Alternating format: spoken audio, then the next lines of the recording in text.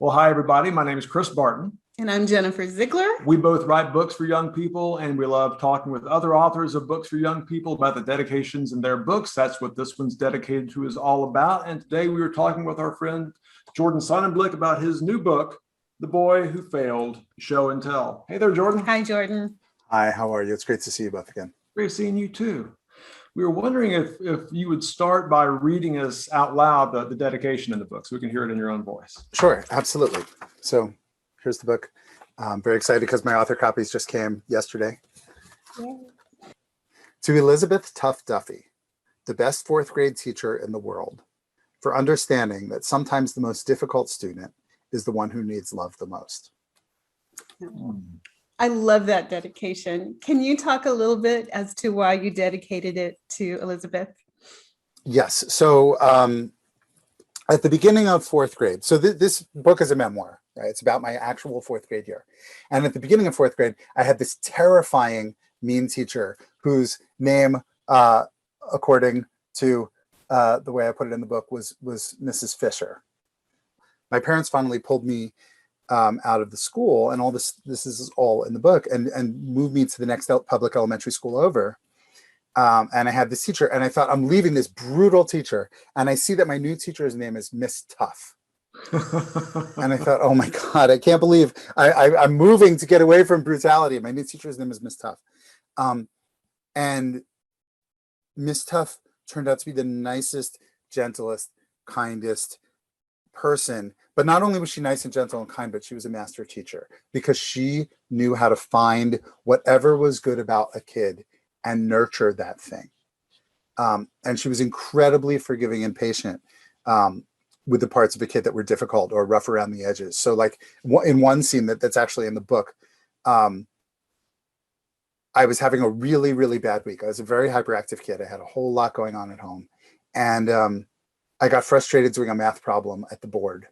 And I threw the eraser against the board, and eraser flew up everywhere and everyone's coughing. And I ran to the back of the room and hid under my desk. Oh. And she came and she crouched down and peered in at eye level to me under the desk. And I thought she was going to yell at me. Her face is right there, and I'm hidden under the desk, and I'm ashamed, and I'm, thinking she's like my other teacher. And she said, let's go outside and talk about this. And we got outside in the hallway, and I told her what was going on at home. And she said, because of something that had happened earlier, she said, I know you don't like being hugged, and I wrapped my arms around her, and I didn't want to let go. Because she was so understanding, and she saw good in me at the exact time in my life when I needed that. Oh, that's wonderful. Would you say that she has, in a sense, influenced other books or influenced you as a writer? Well, it's interesting. Actually, in my very first book, I mentioned her in the acknowledgments, because what she did was she gave me a venue for being funny without getting in trouble. She let me and two other boys write skits and perform them for the class. And it was when Saturday Night Live was the huge thing for boys to watch and emulate. And she let us twice. She let us write whole Saturday Night Lives and put them on for our class. And the first time a line of mine made the whole class laugh, I wasn't saying it, I had written it, but this kid Joey was saying it. And Joey said the line, and I was sort of standing behind him and looking at him, looking at the class. The whole class laughed. And I thought, this is what I want to do. I'm getting to sort of be the class clown and get rewarded for it at the same time. At what point in making this book did you know you were going to dedicate it to her? At the point when I decided to write it, actually. So what happened was I actually wrote an entire book intended for adults about my teaching career, and reflecting back on teachers I had had when I was a kid and how I applied the lessons of how they treated me forward through my teaching career. And it was the longest thing I've ever written. It's 85,000 words. It was, really significantly long. I spent months and months and months on it. And when I finished, I thought, you know what? The best thing and the most important thing in that book is the story of my fourth grade year and the story of my 6th grade year. And so the 6th grade year will be the sequel next year. But the 4th grade year one, as soon as I thought, if I could just write a book that adults could read and see how Miss Tough treated kids, and that kids could read and see, like, no matter how much trouble you're in, you can find a way forward, which is another thing I learned from Miss Tough. That's worth it. So it was the instant I came up with the concept, the instant I decided to pull that nugget, that 3 pages out of my adult book and make it into a whole kid book, was when it had to be centered on Miss Tough. So in the book, of course, she is Miss Tough. Is that how you still refer to her? Yes. I can't, she got married the next year. She became Mrs. Duffy. And I remember feeling really betrayed, like that her name was different. Like it really bothered me because she was Miss Tough, and I went back and the thought that she could have a different name was so hard for me because I felt so possessive of her. It's funny. I mean, she was only my teacher for like a little bit less than half a year of school, and she was just this incredible towering figure in my life. So she's not Elizabeth. She's not Mrs. Duffy. After all these years, she's still Miss Tough. I could never, ever imagine calling her. So it's Elizabeth Tough Duffy. I could never be like, hey, Liz, what up? No. It's just like, my high school creative writing teacher was Frank McCourt, who wrote Angela's Ashes. And so people are always like, what was it like having Frank as a teacher? And like my heart stops. And I'm like, you mean Mr. McCourt? You can't. It was your teacher. Like, I don't care what else he did. The most important thing is he was my teacher. So he was Mr. McCourt.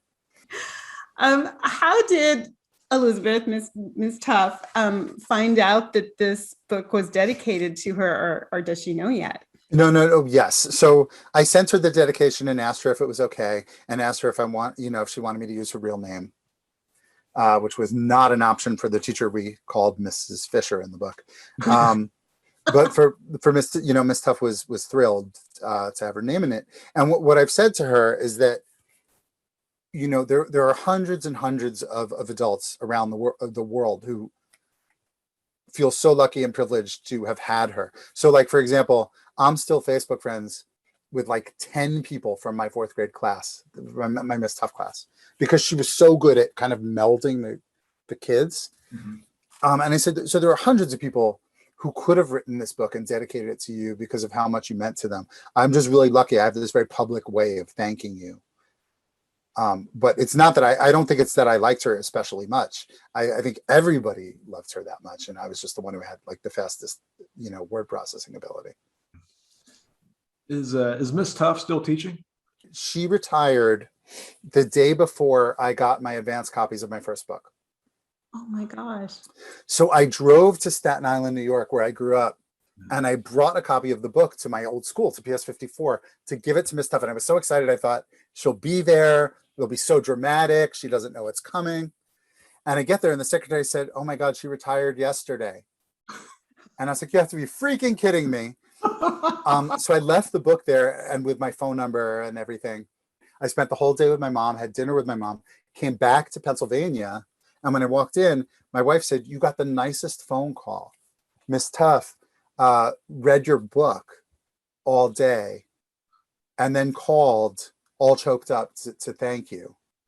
Because it was such perfect timing, like right after she retired, to see her name in the acknowledgments of a book, because I think that, certainly when I left the classroom, I really wanted to feel like that there was some lasting impact I had on my students. And so I just happened to walk in at the right time. Like the day after she retires, I put her name in a book. And so it was a lovely bonus of timing.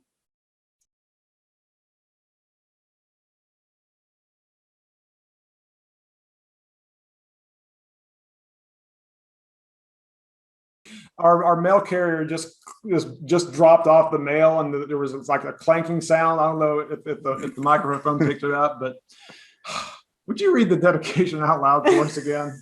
Sure. Here's the fresh new dedication that no one has heard me read before.